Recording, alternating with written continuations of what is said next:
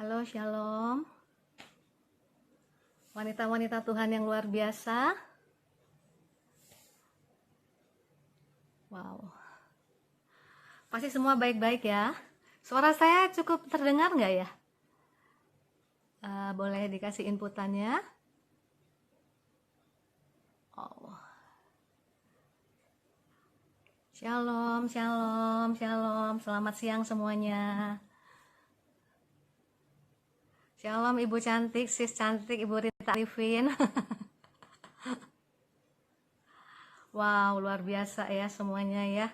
Pelayanan wanita yang tetap jalan walaupun dalam keadaan lockdown PSBB. Shalom semuanya sisters. Mohon maaf ini saya kalau baca tulisannya agak kurang jelas karena nggak pakai kacamata.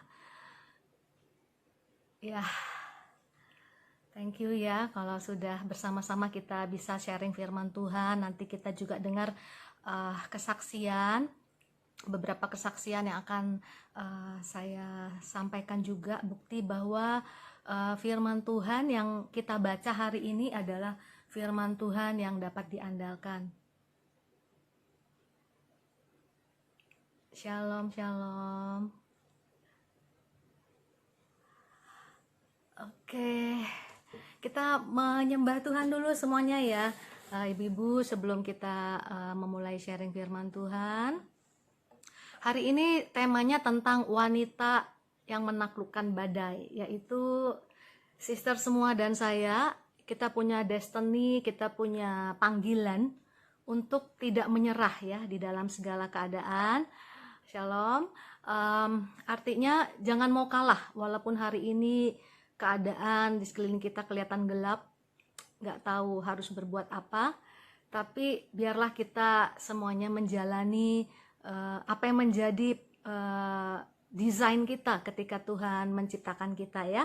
Jadi kita semua adalah wanita-wanitanya Tuhan yang Tuhan siapkan menjadi lebih daripada pemenang ya. Saya mau ajak kita semuanya untuk memuji menyembah Tuhan dalam waktu yang singkat ini, tentunya yang ada hubungannya dengan badai.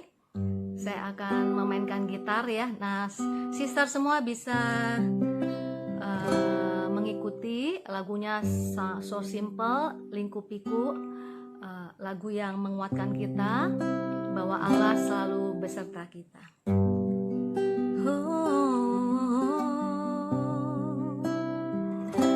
Terima kasih Tuhan.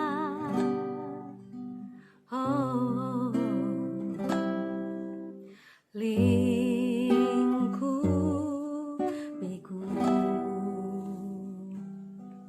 dengan sayapmu,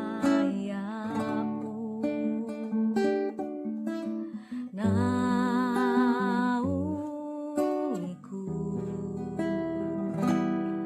dengan kuasamu, lingkupiku, lingkupiku dengan sayapmu, naungiku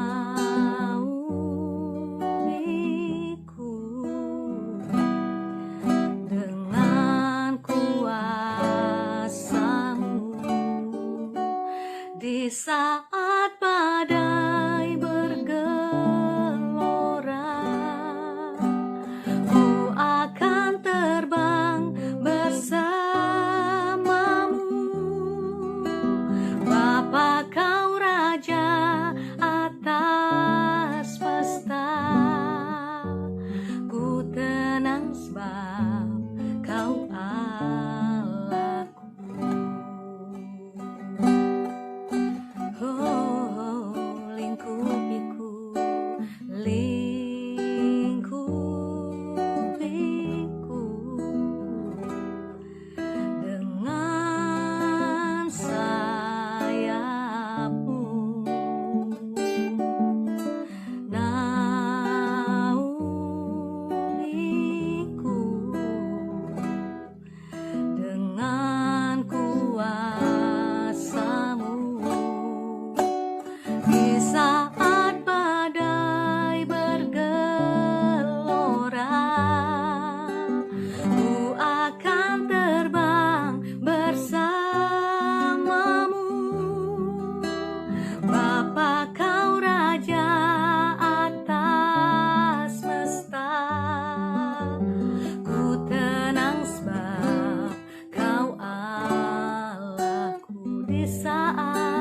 Di saat badai bergelora,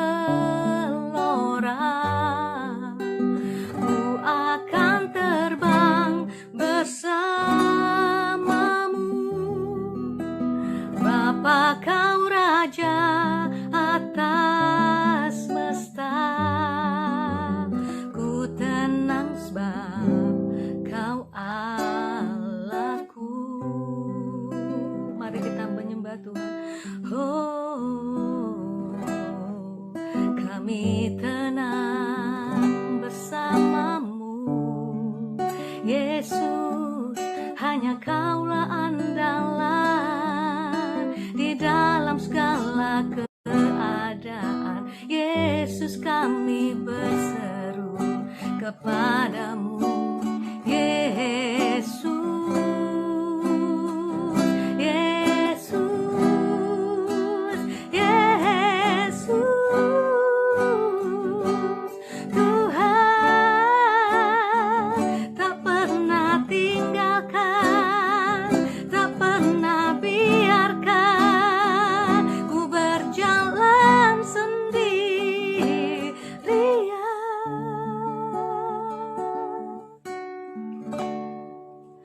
Di saat badai bergelora,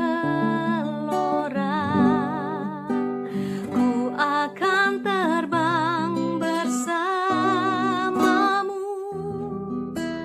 Bapa, kau Raja atas semesta, ku tenang sebab kau Allahku. Ku tenang sebab kau Allahku. Ku tenang sebab kau Allahku.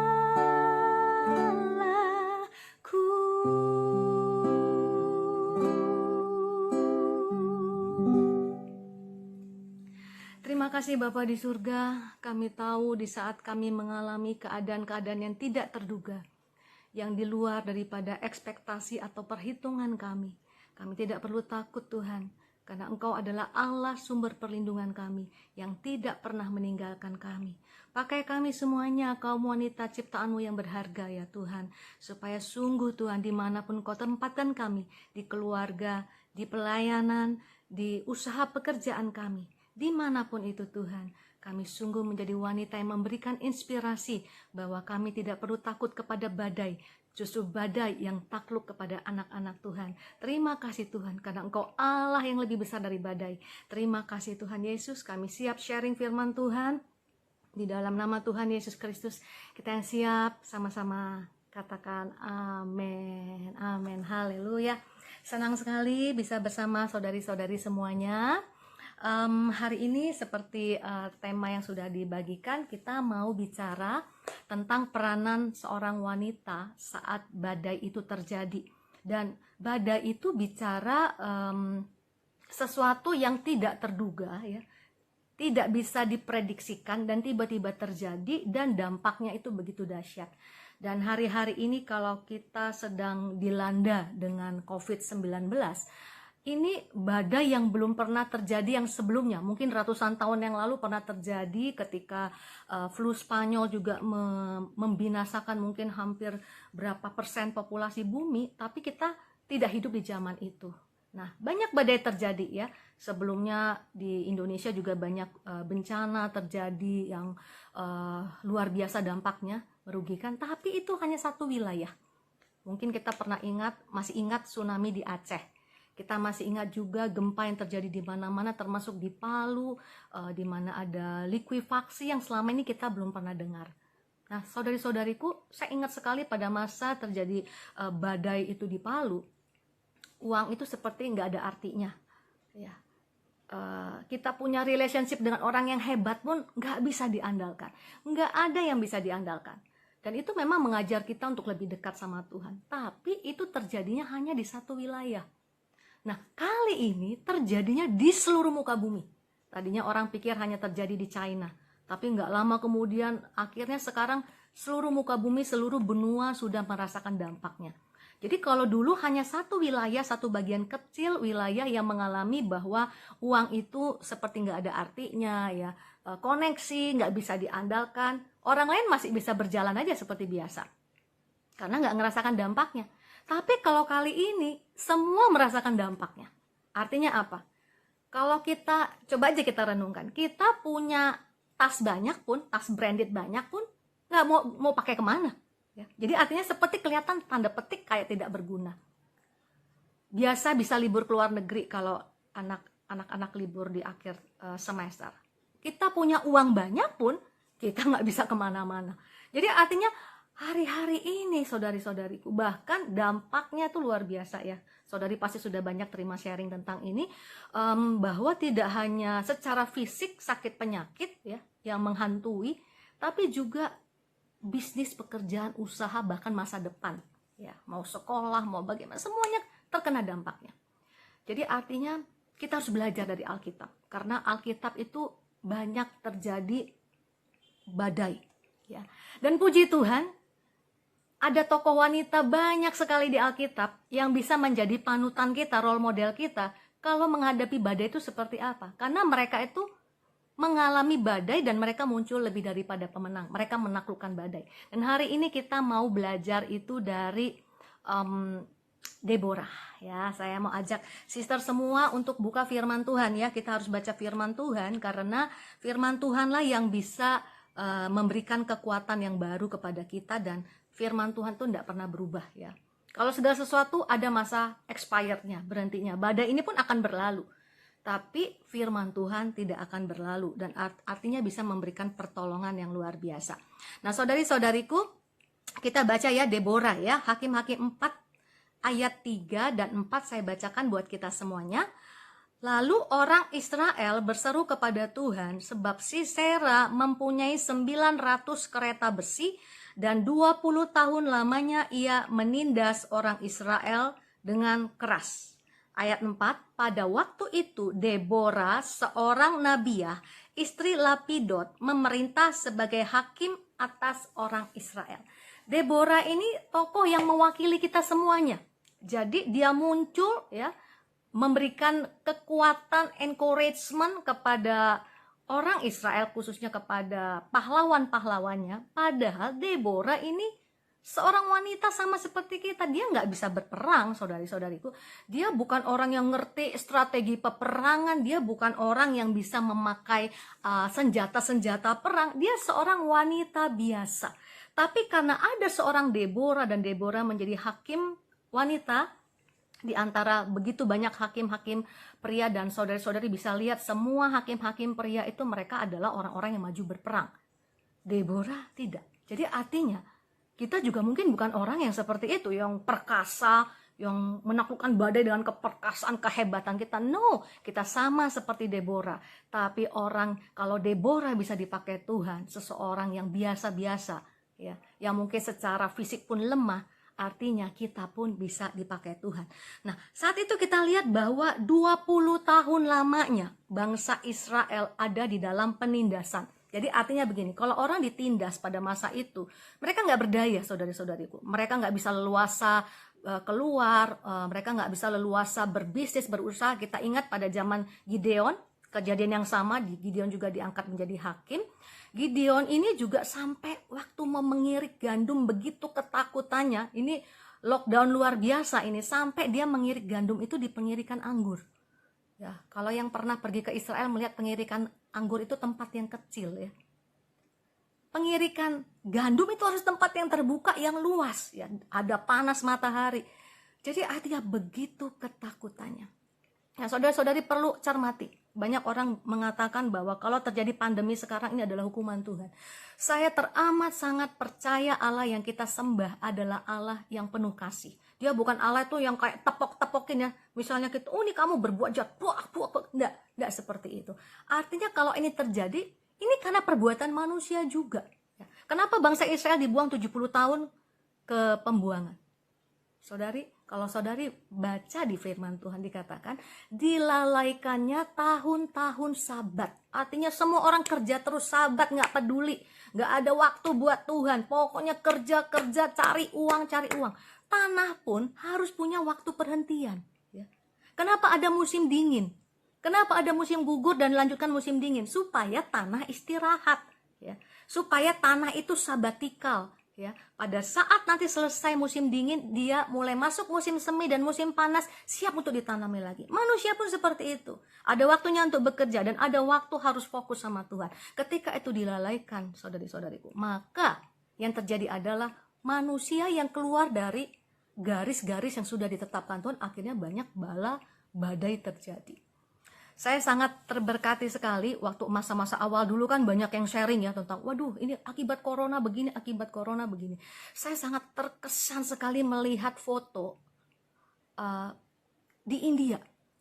Ya, di India bagaimana begitu besar polusi sama seperti di Jakarta, saudara-saudaraku ya. Mau dibikin 3-in-1, mau dibikin ganjil genap, nggak bisa membatasi kendaraan. Itu awan Jakarta itu abu-abu. Pada saat lockdown, India itu di kotanya, saudariku, itu bisa ngelihat pegunungan Himalaya yang tersohor itu. Karena apa? Karena polusinya hilang. Akibatnya apa?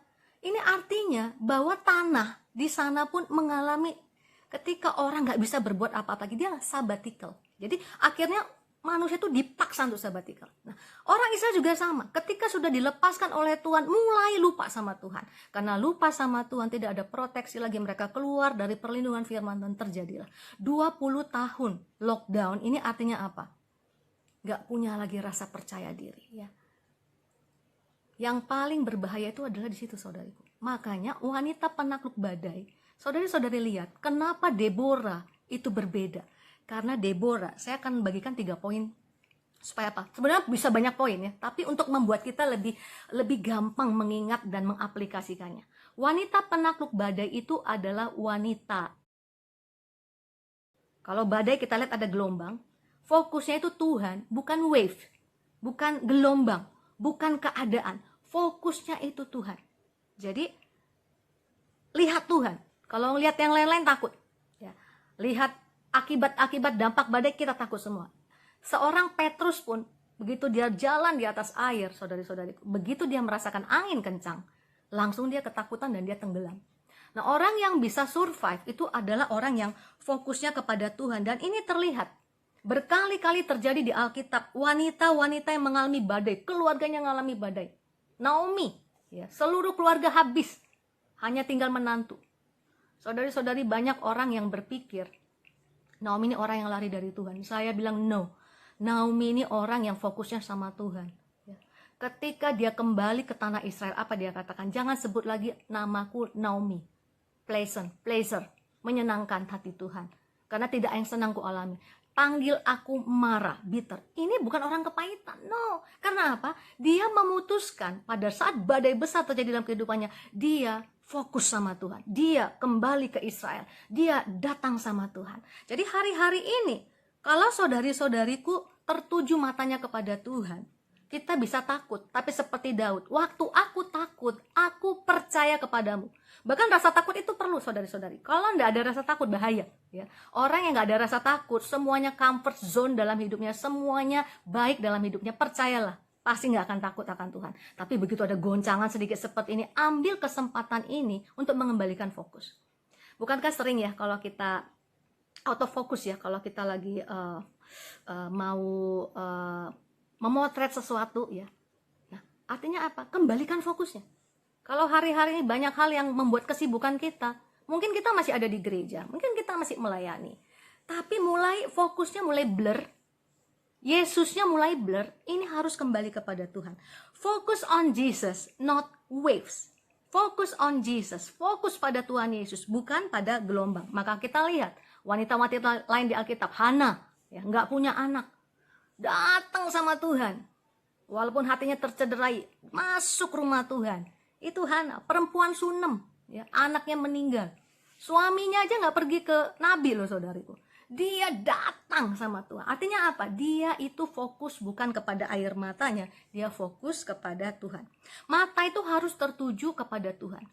Apa yang terjadi kalau mata kita nggak tertuju kepada Tuhan, tapi kepada ancaman? Ya, ancaman yang sekarang kita lihat. Ya. PHK akan terjadi besar-besaran di mana-mana. bisnis yang mengalami kemunduran luar biasa, pasti akan membuat kita fokusnya itu bergeser. Begitu mulai melihat ancaman seperti Petrus, langsung takut dan bisa tenggelam. Nah, ini yang terjadi saudari-saudariku. Ancaman apa ya yang ada di Israel? Ya, Hakim-Hakim 4 tadi, ini yang dilihat oleh semua pahlawan-pahlawan yang ada di Israel, makanya nggak bisa bangkit. Ya. Mereka melihat apa dalam Hakim-Hakim 4 ayat 3? Bahwa Sisera, ya, panglima yang kejam itu yang menjajah mereka, mempunyai 900 kereta besi, kereta perang, ya, 900. Dan sudah 20 tahun lamanya menjajah, menindas orang Israel dengan keras, dengan kejam. Dan kalau saudari-saudari lihat di Hakim-Hakim 5 ayat 8b, ini yang keadaan yang benar-benar sesungguhnya terjadi. This is the real fact. Ini fakta yang sebenarnya sedang terjadi. Sesungguhnya perisai ataupun tombak tidak terlihat di antara 40.000 orang di Israel. Artinya kalau melihat keadaan, mau perang, mana bisa menang? Kereta besi nggak punya, kereta perang nggak punya, mental sudah mental jajahan. Kemudian apalagi alat peperangan, perisai, ya, perisai untuk menahan serangan dari lawan, nggak punya. Berarti kan sasaran empuk kalau berperang. Tombak tidak terlihat, nggak punya senjata apapun. Ini yang membuat Barak dan semua yang lain pada umumnya ketakutan. Saudara-saudaraku, ladies, sistersku yang terkasih, apa yang terjadi waktu mata kita lihat ancaman? Begitu lihat ancaman, yang muncul itu bukan firman Tuhan. Begitu kita geser fokusnya lihat ancaman, yang terlihat itu artinya akhirnya yang muncul pertimbangan diri sendiri, ya. Kita baca di dalam Hakim-Hakim 5 ayat 15, ya. Akhirnya ada volunteer nih yang mau bantu Deborah waktu dia tantang orang-orang Israel untuk memerangi Sisera. Juga para pemimpin suku Isakar menyertai Deborah, dan seperti Isakar demikianlah Naftali menyertai Barak. Mereka menyusul dia dan menyerbu masuk lembah. Lihat di ayat terakhirnya. Tetapi pihak pasukan-pasukan suku Ruben ada banyak pertimbangan. Kalau sudah lihat ancaman, pasti banyak pertimbangan. Pengkhotbah bilang kalau orang itu mau menanam, ya, menanam di ladang, kalau ngelihat awan gelap nggak jadi nanam. Kalau ngelihat keadaan hujan nggak jadi menanam. Kalau melihat keadaan waktu menanam pun tidak akan menanam. Waktu menabur tidak akan menabur, saudariku. Itu kalau melihat ancaman. Itu sebabnya Tuhan tidak mau kita ngeliat kiri kanan yang berita-berita menakutkan. Ingat Mazmur 91 mengatakan, bahaya itu bukan hanya sakit sampar, penyakit menular yang mengamuk di waktu petang, penyakit menular penyakit yang ada di waktu malam, tapi apa? Terror of the night, kedahsyatan malam. Malam itu selalu sesuatu hal yang kita nggak bisa tahu apa yang ada di depan kita. Itu yang membuat orang takut. Berita-berita yang kita baca. Saya ingat 1 bulan, 1,5 bulan pertama, itu WA grup isinya semua berita ancaman. Semua isinya, sampai saya bilang, kok ini lebih sering nyebut nama corona daripada nyebut nama Yesus. Harusnya pada saat keadaan seperti ini, lebih banyak nyebut nama Yesus, kan. Makin banyak disebut, makin ketakutan. Makin sering diceritakan si corona ini, makin ketakutan. Betul, saudariku, kita harus berjaga-jaga. Tapi jangan-jangan berita-berita yang menakutkan itu. Mau sebentar lagi dengar, banyak PHK di mana-mana. 1 pabrik mobil tutup di Indonesia. Itu nanti jangan-jangan bagaimana bisnisku ya? Bagaimana ya selanjutnya? Saudari-saudariku, keputusan untuk melihat kepada keadaan justru akan memunculkan pertimbangan-pertimbangan pribadi. Nah, saudari-saudariku, yang paling bahaya itu ketika orang sudah menimbang-nimbang secara pribadi, yang ke lockdown itu pikiran, ya. Jadi bukan physically lagi terlockdown, stay at home, safe at home, tapi pikirannya itu tidak bisa maju, ya. Justru masa-masa sekarang ini, saudara-saudaraku, ini masa-masa reflection, ya. Apa yang harus kita lakukan? Nanti sesudah keadaan new normal berlangsung, kita harus bekerja lagi seperti biasa, tentu dalam keadaan new normal, harus sudah mulai pikirkan dari sekarang, cari Tuhan dari sekarang apa yang harus kita lakukan. Tapi kalau sudah pertimbangan pribadi, waduh kayaknya udah gak ada gunanya, ya sudahlah saya menyerah saja kepada keadaan. Yang paling bahaya itu bukan lockdown secara fisik, badan kita ada di rumah, tapi yang paling bahaya itu kalau pikiran itu terlockdown. Artinya apa? Gak bisa lihat jauh ke depan, padahal orang percaya itu harus bisa lihat jauh ke depan, ya. Kenapa? Iman itu bicara seperti itu, sesuatu yang belum kelihatan. Tapi saudari-saudari takut akan Tuhan, saudari bersekutu dengan Tuhan, kita bisa melihat ke depan bahwa sesuatu yang kita nggak tahu di depan sana, Tuhan akan pelihara kita. Mata itu harus tertuju kepada Tuhan. Pada saat mata tertuju kepada Tuhan, ada tuntunan. Yang setuju katakan amin. Mata tertuju kepada ancaman, pertimbangan yang menyesatkan. Mata tertuju kepada Tuhan, maka ada tuntunan. Tuntunan apa yang dialami sehingga seorang Deborah yang tidak pintar berperang berani maju? Ya, Barak takut, dia maju bersama Barak, tapi dia maju, dia tidak perang, saudariku. Hakim-Hakim 4 ayat 6. Karena dia sudah punya tuntunan, dia bergaul dengan Tuhan, dia bersekutu dengan Tuhan, dia seorang nabi ya. Orang banyak minta nasihat secara rohani kepada dia, biasa gaul dengan Tuhan. Tuhan itu bestinya, sahabat karibnya. Jadi biasa dia dengar tuntunan. Ini yang dia dengar. Hakim-Hakim 4 ayat 6. Ia menyuruh memanggil Barak bin Abinoam. Ini Deborah dari Kades di daerah Naftali, lalu berkata kepadanya, bukankah Tuhan Allah Israel? Ingat, dia berkata seperti ini. Bukankah Tuhan Allah Israel memerintahkan demikian? Majulah, bergeraklah menuju Gunung Tabor dengan membawa 10.000 orang Bani Naftali dan Bani Zebulon bersama-sama dengan engkau. Jadi dia ini bukan asal ngomong, saudariku. Dia itu udah dapat tuntunan dari Tuhan. Dari mana dia dapat tuntunan? Tentu dari pergaulan dengan Tuhan. Saya percaya di antara kita, bahkan sebagian besar orang mengalami banyak kemunduran dari bisnis pekerjaan usaha. Tapi orang yang bergaul dengan Tuhan, saudariku, percayalah, Tuhan tidak menyembunyikan apa yang ada di dalam hatinya. Dan selalu tujuannya adalah ingin memberkati kita. Dia pasti akan tuntun kita. Dia akan tuntun kita seperti dia tuntun Deborah. Maka Deborah berani berkata, ayo maju, bergerak. Saudariku, kenapa Barak takut? Nah, saya ini ragu nih, Barak nih jangan-jangan ini kurang fellowship ini dengan Tuhan. Jadi artinya seorang Deborah hadir di tengah-tengah badai. Dia menjadi seorang penakluk badai. Dia menjadi pertolongan yang luar biasa, saudariku. Dan Hakim-Hakim 4 ayat 7, Deborah itu udah tahu yang berperang itu nanti bukan kamu, Barak. Kamu tuh tidak perlu takut. Ya, karena Deborah itu udah dapat tuntunannya bahwa yang berperang itu adalah Tuhan. Hakim-Hakim 4 ayat 7. Dan aku, ini tuntunan Tuhan kepada Deborah, akan menggerakkan Sisera, panglima tentara Yabin, dengan kereta-keretanya dan pasukan-pasukannya menuju engkau ke sungai Kison, dan aku akan menyerahkan dia ke dalam tanganmu. Ya. Kemenangannya itu terjadi karena Tuhan yang berperang. Ya. Tuhan berperang, kita taat melakukan bagian kita, Tuhan suruh maju, maju. Tuhan suruh lakukan ini, lakukan.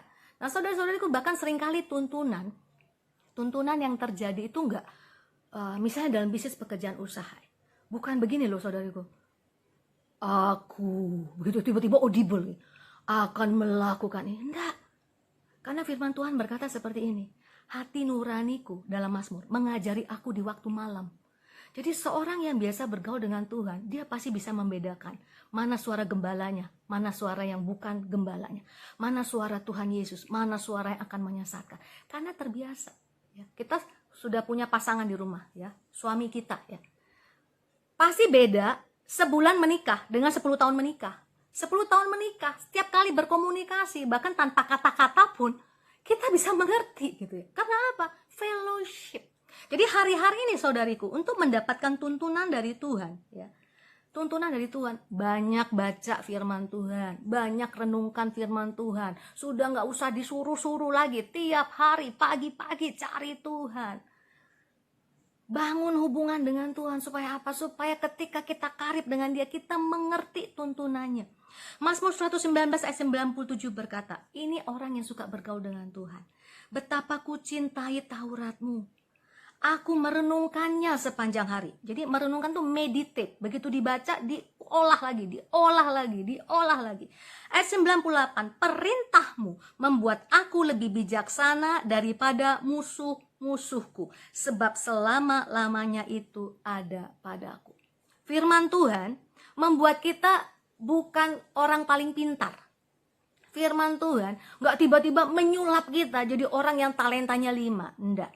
Tapi firman Tuhan membuat kita punya hikmat, membuat kita punya kebijaksanaan. Ya.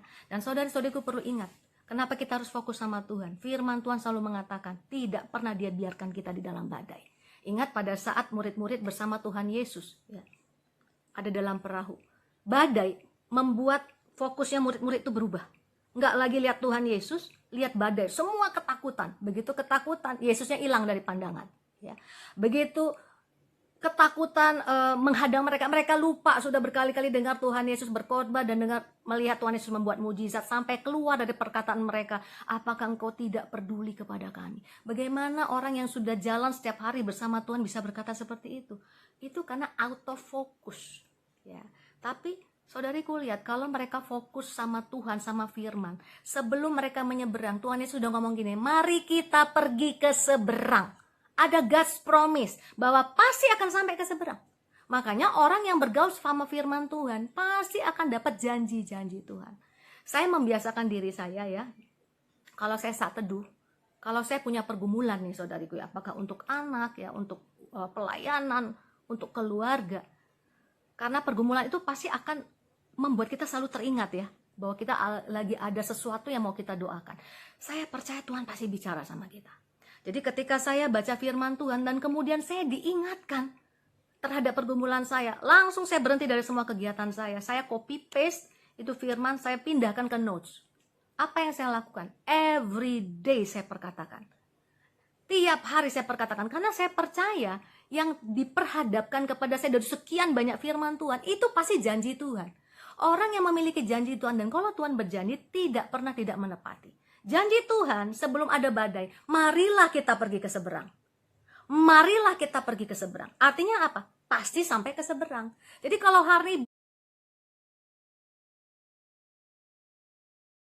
saudari-saudariku, saudari-saudari yang takut akan Tuhan harus punya janji Tuhan. Waktu engkau fokus sama Tuhan. Kalau hubungan sedang rusak antara orang tua dan anak, ingat ada janji Tuhan di akhir zaman, bahwa hati bapa kembali kepada anaknya, hati anak kembali kepada bapaknya. Pegang itu. Jadi sekuat apapun saudari belum melihat, ladies, engkau belum lihat ada perubahan di tengah-tengah keluargamu, anakmu, atau orang-orang yang kau kasihi, pegang firman Tuhan. Ya, ini janji Tuhan. Karena seperti Tuhan bilang, engkau akan pasti sampai ke seberang, maka kita pasti akan sampai ke seberang. Maka keluarga akan mengalami pemulihan, maka bisnis pekerjaan usaha akan mengalami pemulihan. Ada satu peristiwa lagi yang namanya angin sakal. Nah, ini agak unik karena Yesus tidak naik perahu sama-sama, ya. Tapi Tuhan Yesus suruh mereka duluan. Tuhan Yesus mau doa dulu, ya, di bukit. Dan kemudian terjadilah angin sakal. Sama saudariku, murid-murid ketakutan. Tapi bukti bahwa Tuhan tidak pernah meninggalkan. Even Tuhan Yesus hari itu tidak ada di kapal. Apa yang dia lakukan? Dia berjalan di atas air. Dia menghampiri kapal yang sedang dihadang oleh angin sakal. Mereka 3 mil jauhnya dari pantai dan gak bisa mendekat. Itu dikatakan adalah angin sakal itu adalah angin yang arahnya itu melawan, ya. Jadi tadinya mereka mau ke contrary, mau ke daratan, itu nggak bisa, dibawa terus ke tengah. Tapi lihat kasih Tuhan, dia mendatangi murid-muridnya. Jadi artinya jangan takut, kembalikan fokus kepada Tuhan. Ini step pertama. Ketika kita bergaul sama Tuhan, baca firman Tuhan, renungkan firman Tuhan, perkatakan janji-janji Tuhan. Apa yang terjadi saudariku, ya? Fokusnya sudah benar, ya, maka kita akan siap menjadi wanita-wanita yang menaklukkan badai. Nah, saudara-saudariku, kenapa wanita? Ya, saya bilang ini wanita penakluk badai. Nah, kembali kepada ceritanya Deborah. Ya, saya ajak kita sama-sama baca Hakim-Hakim 5 ayat 23. Ini masih bagian dari kisah perjuangan Deborah. Ada di Hakim-Hakim 4 dan Hakim 5. Hakim 5 ini tentang pujiannya, ya. Nah, di Hakim 5 ayat 23 dikatakan begini, kutukilah kota Meros, firman malaikat Tuhan. Kutukilah habis-habisan penduduknya, karena mereka tidak datang membantu Tuhan. Membantu Tuhan sebagai pahlawan. Mereka tidak datang help God. Ya, ini orang banyak salah nih. Ini bukan berarti Tuhan kita tidak bukan Tuhan yang maha kuasa sehingga dia butuh pertolongan. Tuhan itu melibatkan kita dalam peperangan, tapi kemenangan dia yang berikan adalah untuk melatih tangan kita untuk berperang. Maka Tuhan mencari orang yang mau menolong, helper. Ya. Tuhan marah sekali di sini karena dari sekian suku Israel yang mau maju perang volunteer, yang mendampingi Barak itu adalah Isakar, Naftali, Zebulon. Ruben banyak pertimbangan, yang lain nggak jelas saudara-saudariku. Kenapa? Kamu udah biar aja comfort zone. Udah begini aja, nggak usah maju perang lah. Udah biar gini-gini aja walaupun menderita. Begini-begini aja. Status quo. Tuhan nggak mau begitu. Maju perang. Tuhan cari helper. Nah, kalau ingat kata helper saudariku, wanita itu diciptakan menjadi helper. Ini akar katanya sama ya. Ezra itu dari Ezer.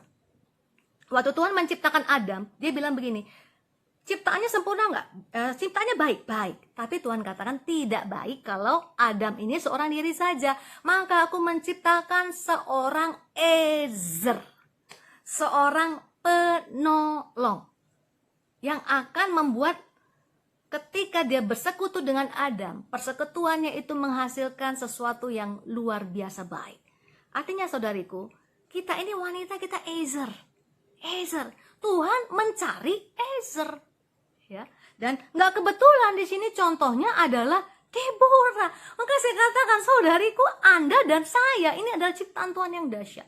Nah, saudara-saudariku, Ezer ini makanya orang bilang wanita itu lemah. Deborah nggak bisa maju perang. Tapi ada secara batiniah, secara spiritual. Kenapa dia disebut Ezer? Yang membuat dia bisa berperanan luar biasa seperti wanita Amsal 31. Dia bisa hadir di mana-mana saudariku. Dia menjadi penolong. Di keluarga dia menjadi penolong. Bagi suami dia menjadi penolong. Kemudian dia juga menjadi penolong di tengah-tengah bisnisnya. Ini bicara apa? Konteks Ezer. Di ministry. Lihat aja nih. WOI GB Intercon, saya ngelihat luar biasa Ezer ada banyak di sini saudariku. Artinya apa? Kita sedang menggenapi ya destiny kita. Kita dipanggil itu untuk menolong. Amsal 31 ayat 10 berkata, istri yang cakap siapa akan mendapatkannya? Ia lebih berharga daripada permata. Ya, cakap itu kail. Saya suka sekali ayat ini. Ini membuat kalau lagi keadaan lesu, lemah, bangkit. Dikatakan begini saudariku, kail itu apa? Mighty. Ya, kail itu selalu dipakai di Alkitab untuk tentara-tentara yang berperang. Tentara yang mendampingi Yosua, tentara yang kail. Nah, wanita ini kan sudah firman Tuhan katakan itu lebih lemah daripada pria. Kailnya di mana? Kailnya itu di spiritnya. Wanita itu punya semangat berjuang luar biasa. Nggak heran ya saudariku, untuk melahirkan anak kita pun kita harus 9 bulan 10 hari kurang lebih untuk ada dalam keadaan yang sangat gak enak, tapi kita diberikan sesuatu kemampuan untuk bisa menghadapinya. Jadi artinya keadaan yang sulit-sulit di tengah-tengah kita butuh Anda dan saya hadir di sana sebagai Ezer. Dan Tuhan bilang, aku mencari. Dan Tuhan marah kalau kita tidak menggenapi firman Tuhan bahwa kita itu diciptakan saudariku sebagai seorang penolong. Sehingga Tuhan bilang berharga. Berharga keluarga yang punya Ezer. Berharga ministry yang punya Ezer. Berharga perusahaan yang punya Ezer, orang yang mau menjadi penolong. Dan ingat, kekuatan kita berjuang itu bukan usia. Jangan bilang aku sudah tua, atau jangan katakan talentaku tidak seberapa. Jangan katakan seperti itu saudariku. Tuhan tahu kita wanita ciptaan lebih lemah. Tuhan tahu itu. 1 Petrus mengatakan seperti itu. Tapi Tuhan mau sesuatu yang sudah taruh Tuhan desain di dalam semangat yang berjuang, yang tidak pernah menyerah, itu dibangkitkan. Jadi mau usia berapapun bisa. Mau sudah oma bisa saudariku. Mau talenta biasa-biasa bisa Tuhan pakai ya. Nah, firman Tuhan katakan bukan usia atau kemampuan, bukan kecantikan, bukan popularitas. Tapi Yesaya 40 ayat 30. Lihat ini, orang muda pun bisa lelah loh. Ya. Orang muda bisa lesu, teruna, orang-orang yang siap berperang itu bisa jatuh tersandung saudariku. Tapi ayat 31, tetapi orang-orang yang menanti-nantikan Tuhan, orang-orang yang fokus fellowship dengan Tuhan, mendapat kekuatan baru. Seperti pujian kita tadi, mereka seumpama Raja Wali yang naik terbang dengan kekuatan sayapnya. Mereka berlari dan tidak menjadi lesu, mereka berjalan dan tidak menjadi lelah. Kekuatannya dari Tuhan. Karena apa? Dia mau lakukan sesuatu, dia mau menggenapi panggilannya sebagai Ezer, sebagai penolong dimanapun Tuhan percayakan. Dalam badan itu banyak orang itu mentalnya down, perlu dibangkitkan. Kalau saudari ada di tengah-tengah mereka, jadilah seorang Ezer. Kalau suami di rumah tangga mungkin sedang down, lelah, jadilah seorang Ezer membangkitkan. Kalau seorang anak di rumah kita bingung masa depannya, mau sekolah sekarang bagaimana, ya, merasa cita-citanya stuck ya, sementara. Jadilah seorang Ezer, menjadi seorang penolong. Tuhan bilang, aku cari itu yang namanya Ezer. Jangan diam di comfort zone, jangan status quo. Ya, ini waktunya wanita-wanita bertindak. Dan ingat, kekuatan kita bukan kemampuan kita. Ada Tuhan. Pada saat kita menanti-nantikan, ya, pada saat kita menanti-nantikan dia memberikan kekuatan baru. Jadi seorang wanita yang menaklukkan badai itu adalah wanita yang gak pernah ngomong begini loh. Kalau keadaanku udah lebih baik, baru aku mau melayani. Ya, kalau. Jadi berarti bersandarkan kepada satu keadaan. Kalau bisnisku sudah lebih baik, baru aku mau lebih sungguh-sungguh. Berarti Tuhan benar memberkati aku. Itu bukan wanita yang Ezer. Ya. Wanita yang Ezer itu adalah sekalipun keadaanku belum baik. Sekalipun bisnis pekerjaan usaha kami masih gonjang-ganjing. Sekalipun di depan ini kami tidak tahu masa depan kami. Sekalipun. Tapi aku mau tetap fokus sama Tuhan. Aku percaya dia akan bisa memulihkan keadaanku. Itu wanita yang Ezer. Dimanapun dia berada, dia akan memberikan keteduhan. Nah, saudari-saudariku, wanita itu, kalau pria itu dikatakan head of the house ya. Kepala rumah. Wanita itu heart of the house. Ya, seperti pemegang remote control yang akan menentukan temperatur rohani di rumah, itu wanita yang tentuin. Makanya di situ peranan kita sebagai penolong sangat penting. Mungkin seperti Deborah, bukan kita yang ngerti cacat berperang, bukan. Tapi kehadiran kita itu memberikan pengharapan baru. Adem orang kalau ada kita. Temperatur yang tadinya panas, saudariku, diturunkan. Kita pakai remote control, turunkan supaya keadaan jadi sejuk dimanapun saudara-saudara ditempatkan. Amin.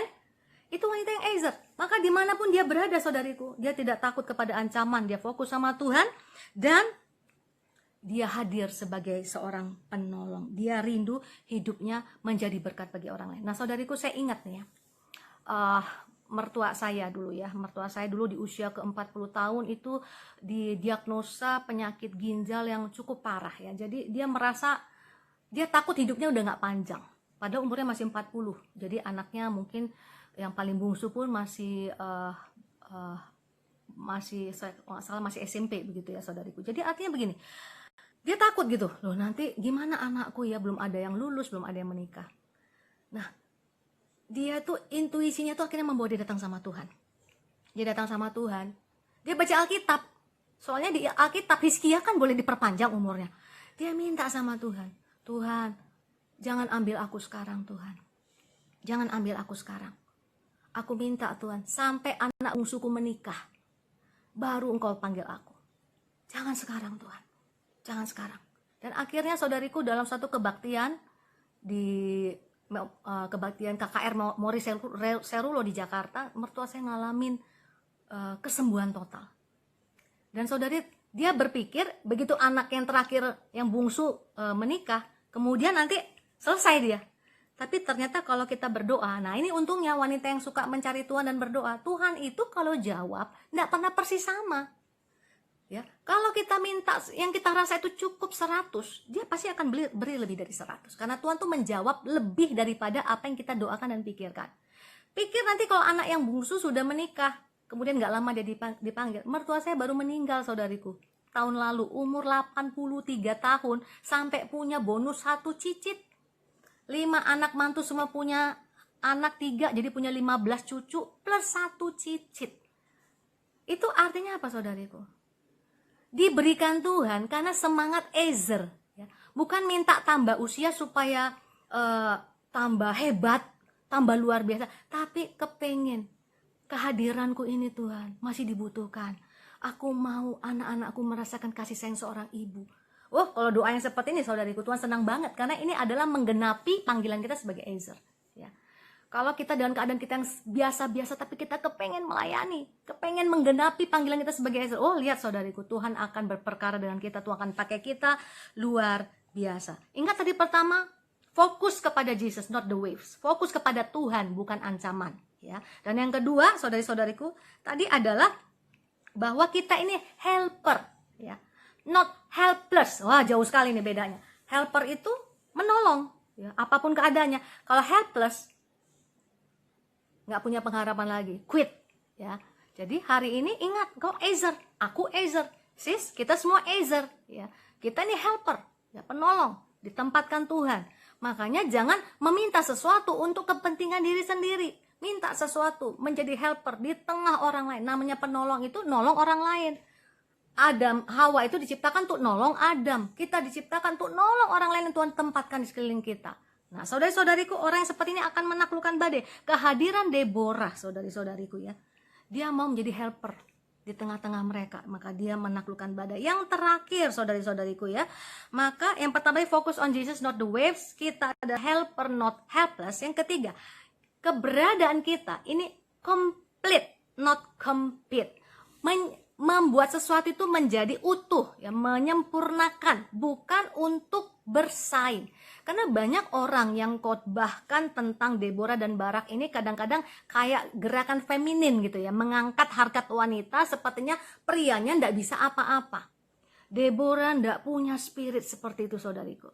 Bahkan Tuhan ndak kebetulan memakai dia, karena Deborah ini namanya aslinya, nama Deborah itu adalah lebah. Jadi kalau di sini sis ada yang punya namanya Deborah, arti nama sis itu adalah lebah gitu ya. Apakah ini kebetulan? No, enggak kebetulan. Kenapa, saudariku? Lebah itu sibuk bekerja, makanya bunyinya aja sibuk, dia busy terus. Busy ngapain? Bukan untuk kepentingan dirinya. Saudara-saudari lihat bahwa yang paling penting dalam lebah itu selalu berkoloni, ya. Jadi Tuhan nggak kebetulan pakai Deborah, selalu ada komunitas, dan yang paling sibuk itu adalah ratu lebah. Yang paling punya peranan di situ adalah ratu lebah.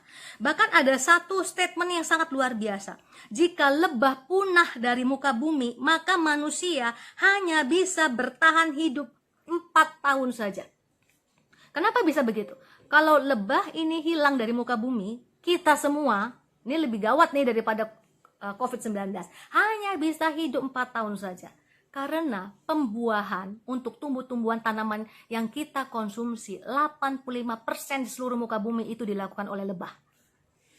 Artinya lebah ini bukan hanya menjadi berkat bagi koloninya saja, dia jadi berkat buat kita, saudariku. Ya. Sebab itu jangan batasi dirimu hanya untuk dirimu saja. Kalau Tuhan sudah melakukan banyak perkara di keluarga, ya, mulai terlibat di pelayanan, sis. Itu destiny kita, helper. Gak untuk diri sendiri. Sama seperti Deborah. Dia lebah. Dia sibuk memberkati bukan hanya koloninya saja, bahkan manusia pun terberkati. Sibuk jadi berkat, ya saudari-saudariku. Dan complete. Ya, membuat kemenangan itu bersama-sama dengan Barak. Dia tidak mendiskreditkan Barak. Walaupun dia tidak dapat apa-apa. Maka saudari lihat, pada saat dia menulis lagu, ya, dia bernyanyi, itu membuktikan bahwa Deborah ini tidak compete, tidak bersaing, tapi complete, ya. Hakim-Hakim 5 ayat 1, pada hari itu bernyanyilah Deborah dan Barak bin Abinoam. Dia ajak Barak nyembah sama-sama, ya.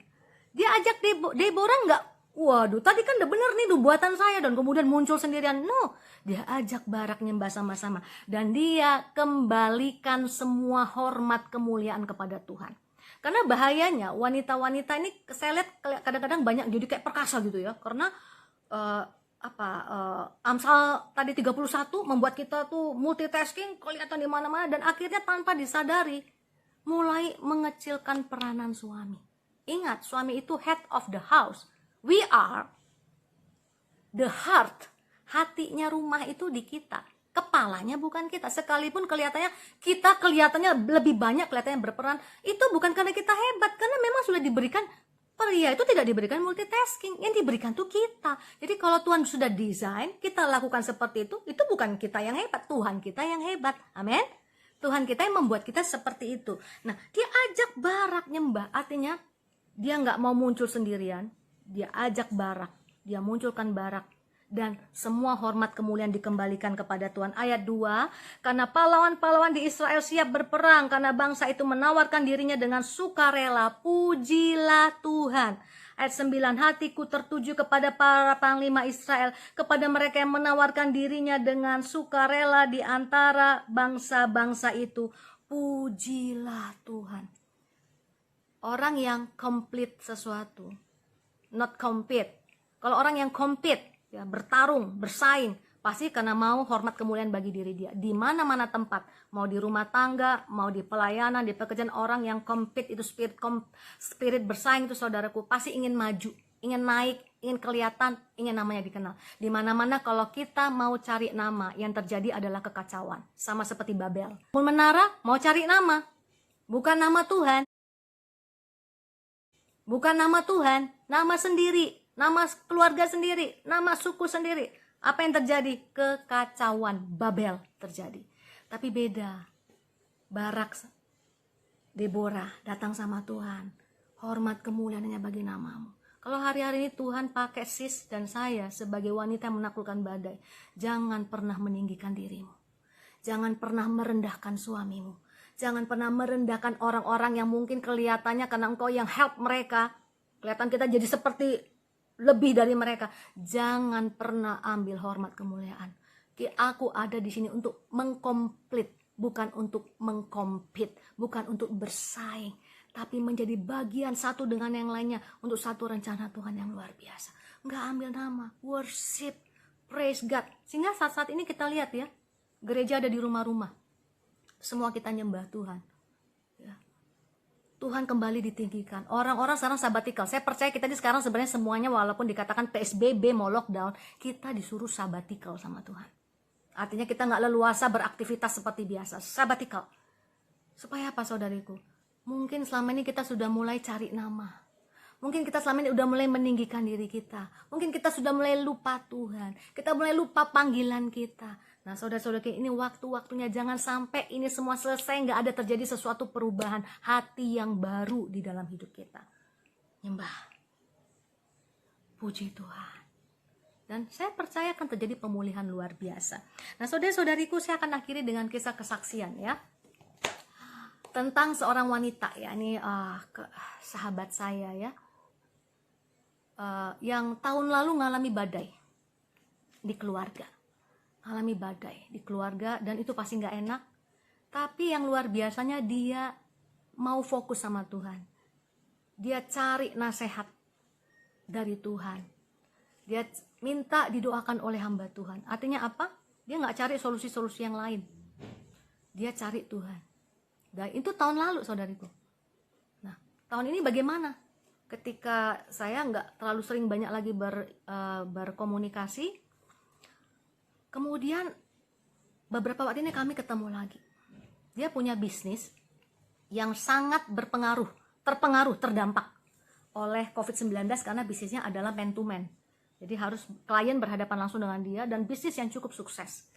Nah saudari-saudariku, saya belajar sesuatu. Ketika dia mencari Tuhan, keluarganya mengalami pemulihan. Ini ibarat begini, ada satu quotation yang bilang begini. What doesn't kill you makes you stronger.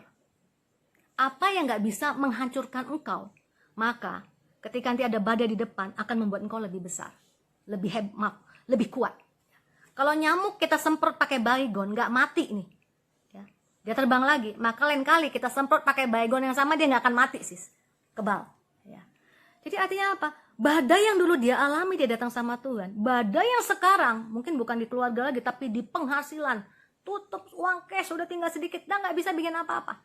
Tapi orang yang mencari Tuhan tuh beda. Ingat tadi orang yang fokus sama Tuhan, dekat sama Tuhan, akhirnya apa saudariku? Dia itu dapat tuntunan dari Tuhan dan tidak merasa dituntun. Hati nuraniku mengajariku di waktu malam. Bisnis nggak bisa jalan, nggak ada penghasilan. Nah, dia suka masak nih, masak kue. Selama ini nggak ada waktu. Mulai dia bikin kue roti buat anak-anaknya. Dari bikin roti buat anak-anaknya senang ya. Dan dari anak-anaknya senang, mulai ada yang order sis. Dari mulut ke mulut. Wanita yang cinta Tuhan diberkati Tuhan, amin. Tuhan ada bersama-sama kita di dalam badai. Dari 1-2 orang mulai lagi tersebar. Sis, hari ini dia kewalahan dengan berkat. Satu hari bisa membuat 1.200 roti. Saya sampai bilang, wah ini jangan-jangan bisnis yang lamanya ntar gimana nih? Diberkati Tuhan luar biasa. Saya ingat tahun lalu masih nangis. Tahun lalu nggak tahu bagaimana nih keluarga. Tapi ketika dia mencari Tuhan, dan kemudian ketika Tuhan selesaikan persoalannya, ada badai yang lain yang nanti ada di depan, dia sudah menjadi sosok yang kuat. Kemarin saya iseng-iseng tanya nih, kira-kira dia bilang dia beli oven baru. Wow, 1.200 tuh kalau masak satu hari, ovennya gimana tuh? Dia bilang, Kak, oven saya udah kayak oven pabrik. Sis, dari yang kelihatannya seperti intuisi, tapi sebenarnya itu tuntunan Tuhan. Tuntunan Tuhan tuh nggak selalu bicara yang audible, tapi dia tidak akan membiarkan kita berjalan sendirian. Dia bilang, aku dipelihara luar biasa. Dan luar biasa, dia Ezer. Waktu diberkati belum sampai seperti ini. Ketika diberkati pertama dari bisnis rotinya, dia beyond expectation. Apa yang dia lakukan? Dia menjadi helper, nolong orang-orang yang kekurangan, kasih makan buat orang-orang yang terdampak, bagikan sembako. Akibatnya apa saudariku? Makin diberkati, makin diberkati. Benar-benar menggenapi seorang Deborah. Busy to help, busy to be a blessing. Amin saudariku. Dan saya percaya Ezer adalah kita semuanya. Amin. Dimanapun kita berada, apapun yang sedang kita hadapi, ingat sis, kembalikan fokus kita sama Tuhan. Ya, itu nggak bisa autofokus. Harus kita yang berusaha. Ya. Kita ada kemauan mendekat kepada Tuhan. Lebih serius, lebih rajin lagi. Jangan pernah miss ibadah-ibadah seperti dibiasakan oleh beberapa orang. Dan ingat, destiny kita adalah helper. Kalau Tuhan sudah bikin kita menjadi helper, berarti Tuhan akan berikan kita kekuatan untuk melakukannya. Jadi berkat dimanapun berada. Busy to be a blessing. Walaupun tidak diingat. Deborah nggak masuk di Ibrani pasal 11. Ya. Wanita Amsal 31 nggak dikenal. Suaminya yang dikenal di pintu-pintu gerbang. Amin. Amsal berkata kalau seorang anak itu taat ke anak itu berprestasi, anak itu menyukakan yang dikenal tuh bapaknya, bukan ibunya. Itu firman Tuhan loh yang katakan. Nggak apa-apa, nggak dapat nama, nggak apa-apa, nggak diingat, nggak apa-apa, nggak ada orang yang merasa, nggak apa-apa. Lihat nanti Tuhan selesaikan badaimu, selesaikan badaiku, bahkan Tuhan angkat lebih tinggi lagi. Sis, bagaimana, apakah Anda semua diberkati? Saya ajak kita untuk nyembah Tuhan ya.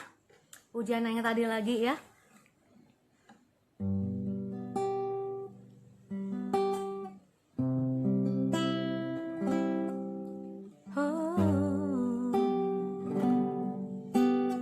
Kita nyanyi pujian ini, lingkupiku. Lingkupiku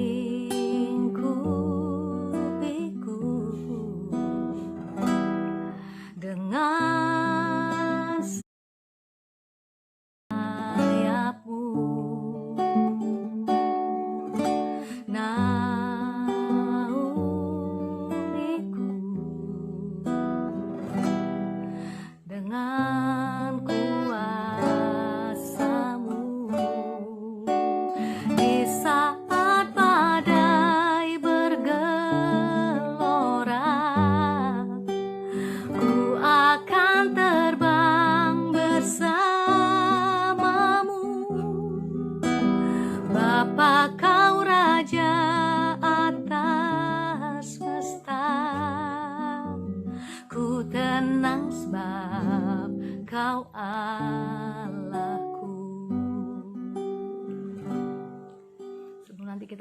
pujian, saya mau berdoa buat sih semuanya.